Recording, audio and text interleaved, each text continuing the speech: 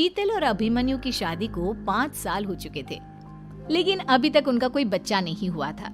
इसकी वजह से शीतल और अभिमन्यु परेशान रहते थे, लेकिन उन दोनों से ज्यादा परेशान थी शीतल की सास, यानी अभिमन्यु की माँ जानकी देवी। जानकी देवी चाहती थी कि जल्दी से जल्दी उनकी गोद में पोता या पोती आ जाए, और इसीलिए वो अपनी बहू शीतल को लेकर एक दिन हॉस्पिटल पहुंची। डॉक्टर मैडम, जरा ठीक से चेक करके बताइए ना। कई बड़े बड़े डॉक्टर को दिखाया है, लेकिन मेरी बहू माँ ही नहीं बन पाती।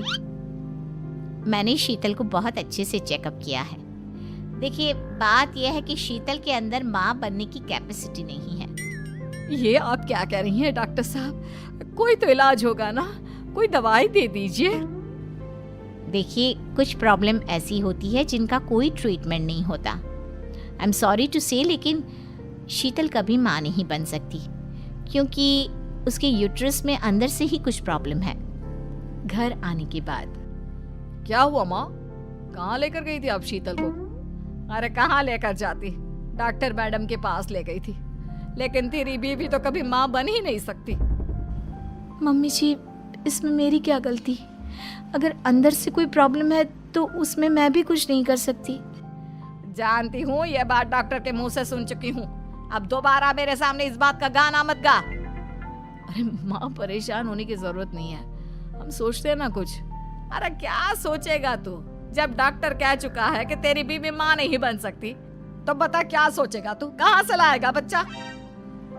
माँ, ये तो मैं भी नहीं जानता। अभिमन्यु, क्यों ना हम अनाथ आश्रम से एक बच्चा गोद ले आए? क्या फर्क पड़ता है बच्चा हमारा हो या गोद लिया हुआ? आई बड़ी बातें बनाने वाली। क्या फर्क पड़ता है? अरे क्यों फर्क नहीं पड़ता? मुझे इस वंश को आगे बढ़ाने के लिए मेरे बेटे का खून चाहिए, किसी दूसरे का नहीं।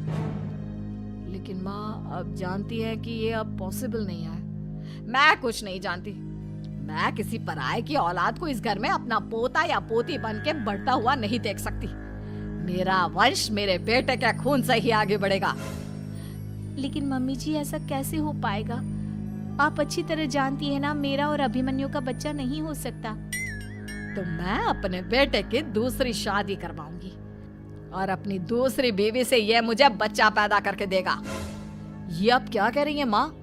मैं किसी और से शादी नहीं करने वाला। मेरे रहते हुए आप अभिमन्यु की शादी किसी और से करवाएंगी? मम्मी जी, आप ऐसा कैसे कर सकती हैं? तू बस देखती जा बहू, मैं ऐसा कैसे कर सकती हूँ। कुछ दिनों के बाद, अभिमन्यु, मैंने तेरे लिए लड़की ढूंढ ली है। माँ, मैं आपको कितनी बार समझाऊं, मुझे किसी से शादी नहीं करनी है। पहले मेरी बात सुन। ये जो चमेली है ना, हमारे घर में काम करने आती है, वो तुझसे शादी करने के लिए तैयार है। मम्मी जी, आप अभिमन्यु की शादी एक नौकरानी के साथ करवाएंगी? वो इसलिए क्योंकि चमेली दिखने में बहुत खूबसूरत है, बच्चा भी सुंदर ही होगा। मम्मी जी, लेकिन एक बच्चे के लिए अपने बेटे की शादी नौकरानी के साथ करवाना, क्या ये सही है? अगर अभिमन्यु ने शादी नहीं की ना, तो मैं अपनी जान दे दूंगी।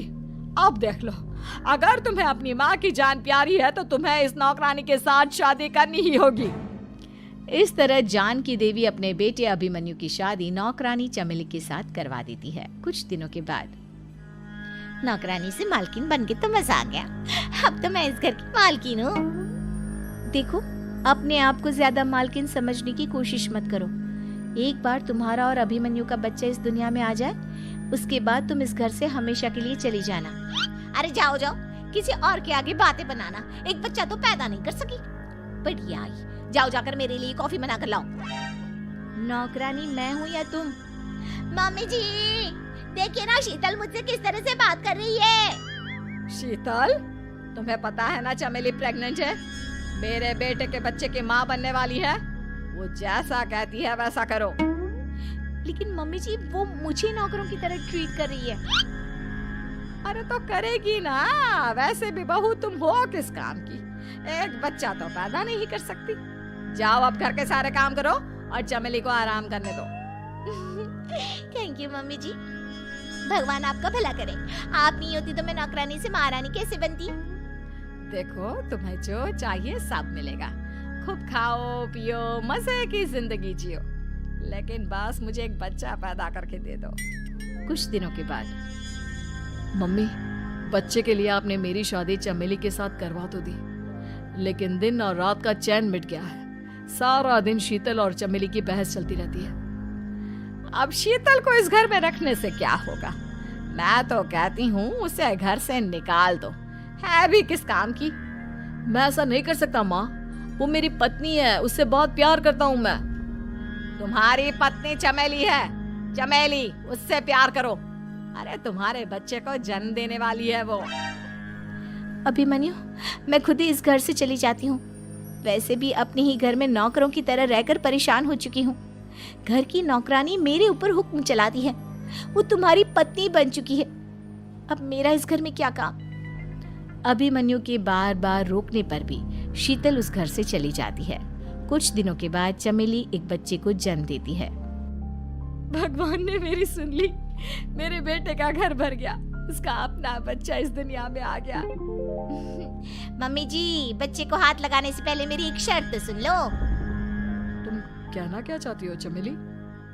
आपकी मम्मी को बहुत शौक था ना अपने पोते को खिलाने का। अब देखो, इस दुनिया में हर चीज की कोई ना कोई कीमत तो होती है।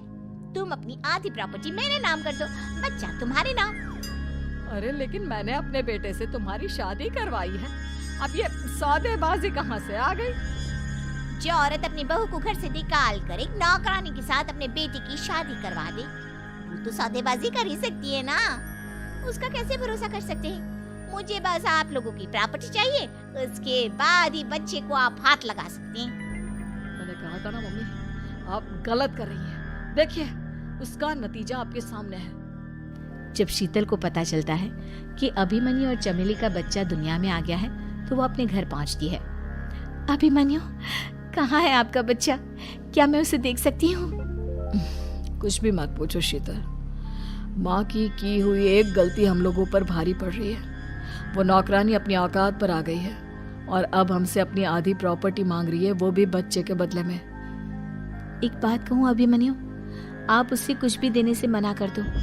अरे कैसी बात कर रही हो? मेरे बेटे की औलाद है उसके पास, ऐसे कैसे मना कर दे? मम्मी जी, वो अभिमन्यु का बच्चा नहीं है, वो चमेली और उसके बॉयफ्रेंड का बच्चा है। ये तुम क्या कह रही हो शीतल? ये देखिए वीडियो, चमेली और उसका बॉयफ्रेंड आपस में बातें कर रहे हैं कि उन दोनों ने मिलकर आपको बेवकूफ बनाया है और अब इस बच्चे के बदले आपसे प्रॉपर्टी भी हड़प लेंगे। हे भगवान, ये मुझसे क्या हो गया? ना तो बच्चा मिला और अपने बेटे की नौकरानी के साथ शादी करवा दी सो अलग। अब क्या होगा? मुझे माफ कर दो शीतल, मेरी वजह से तुम्हें बहुत तकलीफ हुई है। अभिमन्यु, मैंने कहा ना, उस नौकरानी को उसके बच्चे सहित इस घर से बाहर निकाल दो। लगता है मेरे अभिमन्यु का बाप बनने का सपना अधूरा ही रह जाएगा। अभिमन्यु, अपनी मम्मी से कहो कि परेशान ना हो।